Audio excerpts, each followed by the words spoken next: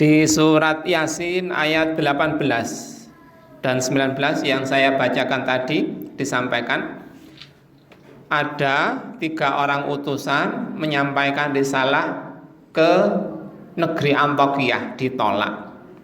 Masyarakatnya, rajanya menolak risalah yang disampaikan oleh utusan ini. Berarti mereka tidak beriman, karena iman itu membenarkan berita utusan. Mereka berkomentar, inna tatayyarna bikum, sungguh kami mendapat sial, mendapat kecelakaan karena kalian. Diberi risalah, disampaikan kepada mereka risalah, berita Rasul dari Rabbnya, menolak, bahkan menganggap berita itu, eksistensi Rasul itu penyebab masalah, pengundang masalah. Terus dilanjutkan, kalau kamu tidak berhenti dari berdakwah, begitu itu mengajak kami begitu itu, lanarjumannakum, pasti kami rajam kalian, kami timpakan kepada kalian siksa yang pedih. Kalau sekarang ada ustadz, kiai, mubalik dikriminalisasi, itu sebenarnya bukan masalah baru, sejak dulu ya begitu. Ditimpakan kepada mereka azab yang pedih, dirajam, dibunuh, ditanam separuh badan di tanah, terus disawati batu kecil atau kerikil besar, dirajam. Kenapa?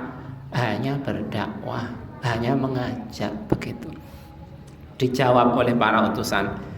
Qalu, mereka para utusan, 3 orang utusan itu berkata, ta'irukum ma'akum, sialmu itu ya karena kamu sendiri, karena otakmu yang sudah berubah, karena pikiranmu, hatimu yang sudah menyimpang dari hati nuranimu yang asli, fitrahmu yang asli sudah engkau tinggalkan. Kalau kami memberi peringatan kepada kalian, bal antum qaumum musrifun, bahkan kalian sebagai kaum yang melampaui batas. Batasnya hati, batasnya otak yang waras itu adalah menerima kebenaran informasi dari Rasul yang membawa berita dari Rabbnya. Batasnya begitu. Kalau sudah nggak di situ lagi, keluar dari batas, melampaui batas. Jamaah salat Jumat rahimakumullah, sering kita jumpai orang dihinakan gara-gara status sosialnya rendah, jelek, miskin, pendek, hitam, bibirnya tebal, seperti Luqmanul Hakim itu. Dikenal, ada riwayat yang menyebutkan beliau itu aslinya dari Habasyah, Ethiopia. Jelek, pendek, hitam, bibirnya. Banyak riwayat yang kesimpulannya dari riwayat-riwayat yang ada itu, beliau sangat mungkin, sangat layak untuk dihinakan. Tapi Allah memuliakan beliau sampai-sampai diabadikan namanya di surat tersendiri di dalam Al-Quran, yaitu surat Luqman. Karena mulianya, tingginya derajat beliau di sisi Allah Subhanahu wa Ta'ala. Sekarang kebanyakan yang dihormati yang hidupnya mewah, motornya, mobilnya baru. Kalau sudah 5 tahun dipakai harus dijual, ganti yang lebih baru lagi. Kalau masih dipakai lagi, dipakai terus, itu namanya motor butut. Nah, orang yang begitu itu layak untuk dihinakan. Biasanya kita munduk-munduk menghormati gitu kan, yang motornya nggak butut-butut itu, yang mobilnya kinclong-kinclong itu yang kita hormati. Biasanya begitu, pejabat RT, pejabat lurah, pejabat camat, pejabat bupati dan lain-lain, yang kita hormati begitu. Kalau nggak begitu, cuek saja, acuh saja. Seharusnya idealnya kita salam, mengucapkan assalamualaikum kepada mereka. Kalau berpapasan, kita melengos, memalingkan muka. Biasanya begitu. Oh, nggak penting. gak mendatangkan manfaat bagi saya. Begitu.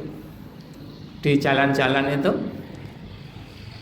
salah satu bentuk keanehan orang sekarang ini, dan memang sejak dulu ya memang banyak yang aneh, keluar dari fitrahnya, dari yang seharusnya menganggap Islam itu sebagai rahmatan lil alamin, seharusnya menganggap Islam itu sebagai penunjuk jalan, itu menganggap bahwa Islam itu terbelakang, Islam itu nggak masuk akal, Islam itu nggak bisa maju. Kalau Islam dipegang nggak bisa maju. Begitu. Salah satunya yang di jalan-jalan itu, di stiker-stikernya mobil-mobil itu, ini hasil cicilan, bukan dari hasil warisan. Yang benar, yang baik, yang keren adalah cicilan. Padahal cicilan itu biasanya ribawi. Nah, itu keren karena mobilnya mewah, mobilnya baru, meskipun cicilan. Nah, seharusnya nggak perlu nyicil. Kalau nggak punya nggak apa-apa. Kalau ada warisan, alhamdulillah. Nggak ada warisan, alhamdulillah juga. Nggak perlu nyicil-nyicil. Kalau ada, baru beli. Seharusnya begitu. Kalau cicilannya itu ribawi. Nah, itu ternyata yang dianggap lebih baik itu cicilan. Di stiker yang lain, daripada menunggu warisan, lebih baik banyak cicilan, banyak angsuran. Ya begitu itu. Menganggap orang yang dapat warisan itu aib, padahal warisan itu halalan thayyiban, halal di sisi Allah Subhanahu wa taala. Enggak apa-apa. Kalau kita enggak mau menerima warisan karena kita kaya, enggak apa-apa, kita sedekahkan.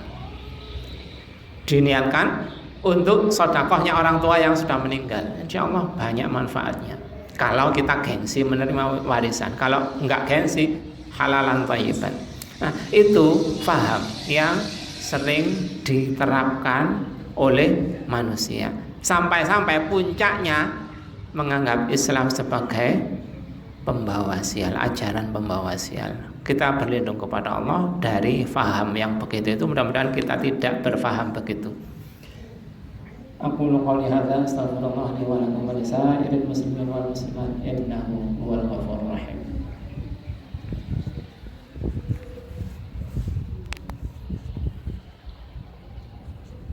Itu fenomena yang menyedihkan begitu itu disebarkan oleh mereka lewat media sosial, lewat media massa, lewat koran TV, lewat ngerumpi-ngerumpi bahwa falsafah yang begitu itu dianggap baik.